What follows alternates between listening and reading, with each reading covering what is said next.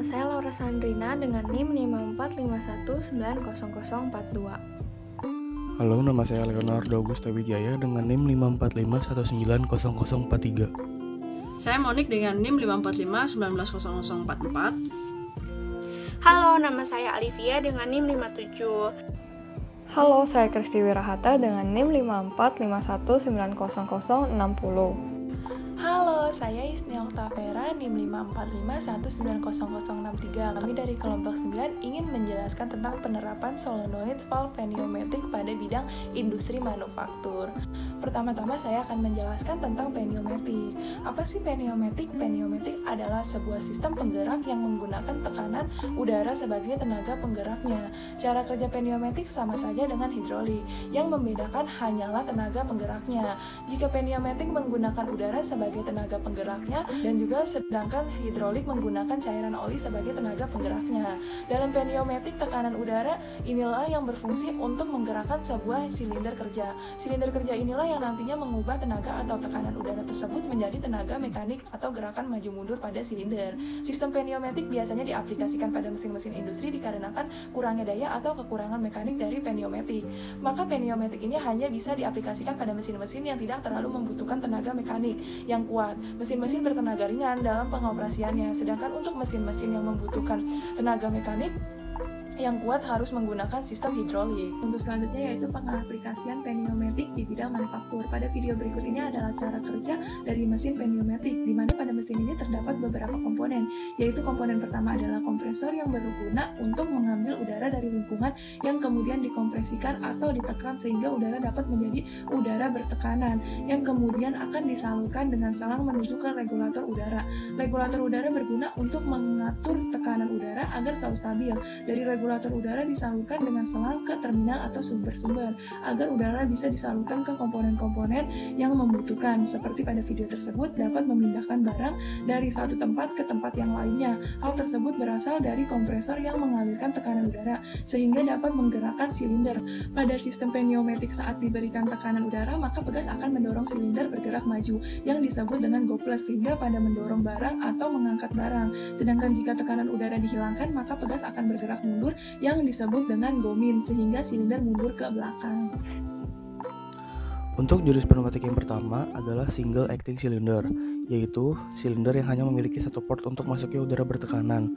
Cara kerjanya adalah udara akan masuk melalui port tersebut untuk menggeser piston ke arah yang lain. Lalu untuk mengembalikan piston tersebut digunakan pegas.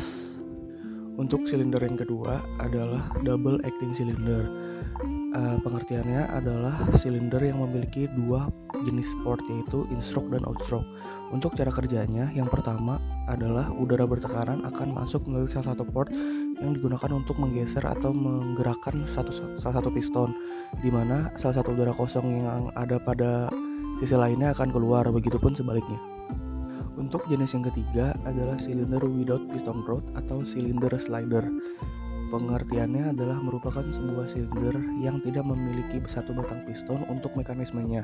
Untuk cara kerjanya hampir sama seperti silinder kerja ganda, hanya yang membedakan pada mekanisme silinder kerja ganda, mekanismenya menggunakan sebuah silinder, sedangkan pada silinder slider menggunakan sebuah benda berbentuk kotak atau tabung.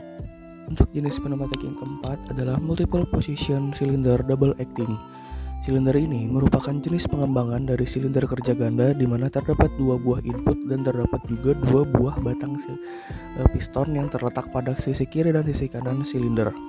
Untuk cara kerjanya, bila udara bertekanan masuk melalui lubang kanan, maka piston yang terdapat pada batang silinder sebelah kiri akan bergerak maju, sedangkan piston yang terdapat pada silinder batang sebelah kanan akan bergerak mundur. Begitupun sebaliknya. Selanjutnya, saya akan menjelaskan apa itu solenoid valve pneumatic. Nah, solenoid valve pneumatic ini sendiri adalah sebuah katup yang digerakkan oleh energi listrik, di mana mempunyai kumparan sebagai penggeraknya, yang berfungsi untuk menggerakkan plunger. Kemudian, saya akan menjelaskan bagaimana cara kerja dari solenoid valve pneumatic. Nah, berikut ini merupakan posisi netral dari spool. Seperti solenoid pada umumnya, ketika dialiri energi dari komen PLC, coil akan menekan spool dan juga akan menekan pair pada sisi satunya. Hal ini akan menyebabkan piston bergerak ke arah kanan. Selama komen PLC masih berlangsung, posisi dari spool akan tetap diam dan juga tekanan udara akan menjaga agar piston tetap pada posisi tersebut. Saat PLC melepaskan perintahnya, pair akan menekan spool pada posisi semula dan aliran udara akan berubah. Lalu udara di belakang piston akan keluar dari outlet port. Saya akan menjelaskan prinsip kerja dari solenoid valve pneumatik. Jadi main power atau kekuatan pusatnya adalah tekanan udara yang berasal dari air compressor. Kemudian katupnya akan mengarahkan aliran udara dari tekanan ke kedua cabang yang berbeda, di mana fungsinya untuk membuka dan menutup gerbang katup dengan menggunakan aktuator atau double acting cylinder. Double acting cylinder ini punya cerobong udara di kedua sisinya yang fungsinya untuk menggerakkan piston. Ada dua gerakan dari arah yang berbeda. Yang pertama dengan memperluas silinder dan menutup katup. Gesernya untuk memblokir material yang keluar dari silo. Lalu gerakan yang kedua dengan menarik silinder balik ke tempatnya. Selanjutnya adalah bagian-bagian dari solenoid valve pneumatiknya. Pada nomor 1 itu adalah valve body, nomor 2 inlet port atau terminal masuknya, yang nomor 3 itu outlet port yaitu terminal keluarnya, nomor 4 itu manual plunger, nomor 5 bagian terminal slot power supply-nya, yang ke-6 itu adalah coil, 7 spring, 8 plunger. Pada nomor 9 itu bagian exhaust from outlet port. Nomor 10 adalah lubang saluran masuk utamanya. Yang 11 itu exhaust from inlet port. 12 adalah lubang plunger untuk lubang keluarnya. 13 lubang plunger untuk saluran masuk utama. Dan yang ke-14 adalah lubang plunger untuk lubang masuknya.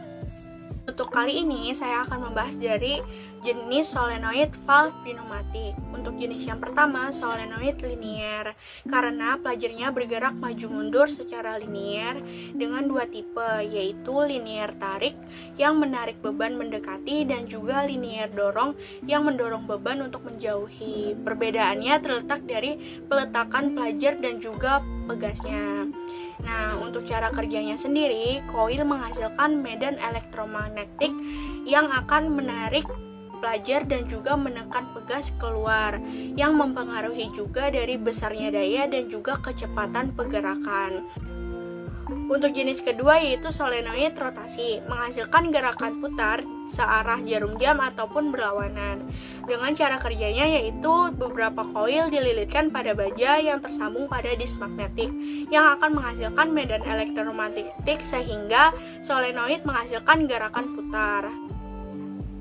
Lalu ada tujuan dari otomasi dengan penggunaan solenoid valve pneumatik. Tujuannya itu untuk meningkatkan keamanan dan efisiensi, di mana kalau suatu sistem memakai aplikasi katup solenoid, operatornya tuh bisa bekerja lewat jarak jauh. Dan selain itu, biasanya dengan mengubah peralatan dari manual ke sistem otomatis, kecepatan dan efisiensinya juga ikut meningkat. Kemudian ada perbandingan sebelum dan sesudah aplikasi solenoid valve pneumatik pada industri manufaktur. Yang pertama ada sistem pengemasan fluida. Sebelum otomasi pengemasan dengan katup solenoid, pengemasannya itu dilakukan secara manual, jadi memakan waktu yang banyak dan juga kurang higienis. Setelah otomasi, pengemasannya itu lebih presisi, cepat, dan juga higienis. Terus yang kedua ada penggunaan vibrating feeders. Sebelum otomasi, pengaturan posisi komponen kecil itu dilakukan secara manual dan memakan waktu yang lama. Lalu setelah otomasi, proses ini dapat dilakukan bahkan dengan bantuan minim dari manusia dan juga lebih cepat. Yang ketiga ada keselamatan tekanan, di mana sebelum otomasi, kesalahan pada sistem bertekanan tuh sulit diketahui, sedangkan setelah otomasi mudah dikenal dan dapat dicegah secara otomatis biar nggak berlanjut. Nah, jadi gitu teman-teman penjelasan versi kelompok kami tentang solenoid valve pneumatik. Untuk video kali ini sampai di sini ya. Mohon maaf kalau ada kesalahan kata-kata dan terima kasih udah nyimak video kelompok 9 sampai akhir.